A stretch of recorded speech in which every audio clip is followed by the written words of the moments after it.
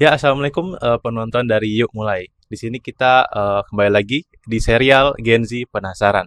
Ya, untuk kali ini kita bersama Ustadz Maman Sulaiman ya. Assalamualaikum Ustadz. Waalaikumsalam Ya, warahmatullahi wabarakatuh.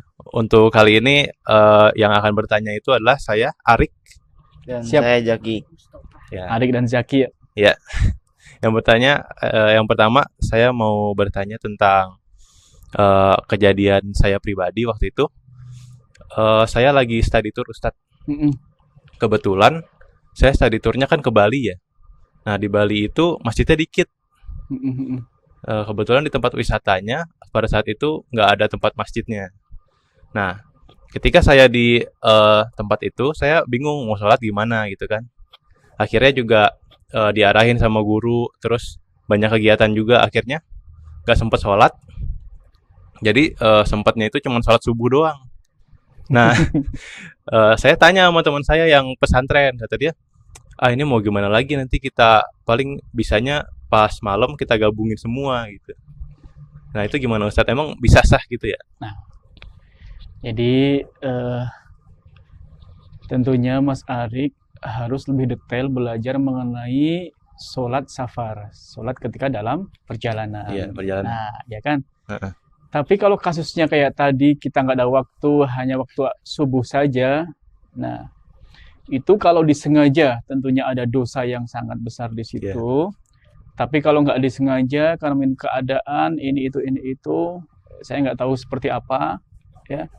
Tapi sebaiknya ketika kita tidak bisa melaksanakan sholat, ya, sebaiknya dikodok di malam hari. Kodok di malam Nah, hari. tapi itu hukumnya kodok. Kodok. Hukum asalnya tetap tidak diperbolehkan kita meninggalkan sholat. Iya. Tapi karena kita ada darurat, Ada uzur. alasan satu dua hal, nah itu boleh sholat kita dikodok, walaupun jadi satu waktu seperti itu. Jadi kita tuh sholatnya masih sah itu terhitungnya. Sah, sholatnya sah, cuma ada lafadz kodok di situ. Oh iya. Kodok itu seperti kita bayar hutang lah. Kita kan sholat kita kan wajib ya. Iya. Nah karena wajib, kalau nggak dilaksanakan berarti kita ada hutang di situ. Iya. Nah sebaiknya karena kita berhutang, kita laksanakan kodok sholat kita. Oke. Berarti insya Allah masih dapat pahalanya ya. Dapat pahala, tapi sekali lagi tadi di balik sholat kodok ini, alasan mengkodok itu kenapa? Iya. Kalau nggak ada apa-apa, kemudian kita mengkodok, itu namanya kita menyepelekan hukum. Nah, dosa nggak? Pasti dosa, ya kan? Iya. Tapi kalau satu dua hal kita sangat kesulitan, apapun itu, kemudian kita terlewat sholat duhur, sebaiknya segera dikodok sholatnya. Atau Arik mungkin biasa bangun subuh jam 8, sebaiknya Waduh. langsung dikodok itu. Iya. Nah, begitu. Kurang lebih seperti contohnya. Oke. Itu udah terjawab sih. Jadi saya mau nanya, ada pertanyaan lagi. Boleh? Boleh. Jadi ini pribadi lagi nih. Saya juga pernah lagi sholat nih. Mm-mm. Terus kebetulan imamnya bacaan Al-Fatihah, kan Al-Fatihah rukun ya Ustaz. Mm-mm. Jadinya dia tuh pas baca salah mulu. Jadinya salahnya terus-terusan. Kalau sekali doang Terus-menerus. masih astagfirullahaladzim gitu kan. Aduh, repot ya. Kenapa nggak Arik yang jadi imam? Nah, karena kebetulan kan yang disuruh jadi imam biasanya DKM, Oh, pengurus masjid. itu pengurus masjidnya, DKM-nya, baca-bacanya salah. Itu sebaiknya gimana Ustaz? Sebaiknya ketika kita menghadapi hal yang seperti itu, ya, namanya sholat kan ada rukun qauli ya. Iya. Rukun yang berhubungan dengan ucapan kita. Satu, takbiratul ihram. Kemudian baca Fatihah. Iya. Kemudian baca tasahud akhir. Iya. Kemudian sholawat di tasahud akhir.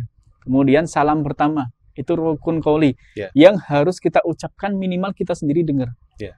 Posisi tadi ketika Mas Arik jadi makmum, imamnya Fatihahnya salah-salah mulu. Sedangkan Fatihah itu adalah salah satu dari rukun Rukun qauli. qauli. Tentunya kalau kita tahu bacaan Fatihahnya nggak sah, ya, dan nggak sahnya itu fatal, bukan karena dia mungkin kekurangan, karena nggak bisa melafadzkan satu huruf dua huruf. Iya. Nah kesalahannya fatal, benar-benar dia nggak belajar. Sedangkan makmumnya lebih pinter, ya, semoga Mas Arik lebih pinter ya. Amin. Sedangkan makmumnya lebih pinter, itu sebaiknya kita segera mufarokoh. Apa itu, Ustaz? Mufarokoh itu kita keluar dari jamaah. Oh. Jadi kita mufarokoh kita niat sholat sendiri saja. Nah, tapi mufarokoh ini tergantung situasi dan kondisi. Kalau mufarokoh dimungkinkan akan terjadi Fitnah. permusuhan atau fitnah, lebih baik mufarokohnya tetap ikut imam. Jadi tetap ikut gerakan tapi sudah mufarokoh. Oh Nah, gitu. tapi kalau emang tidak ditemukan fitnah di situ, silakan mufarokoh, bebas mau duluan atau mau terakhir, silakan. Tapi sebaiknya untuk menjaga hati seorang imam tadi, sebaiknya tetap mengikuti gerakan imam. Gerakannya. Oh gitu ya. Walaupun nanti kalau ada kesempatan, kita bisa ingatkan si imam tadi untuk lebih belajar mengenai rukun-rukun qauli tadi supaya sholatnya sempurna. Sempurna. Ya. Begitu. Oke, insya Allah udah terjawab sih.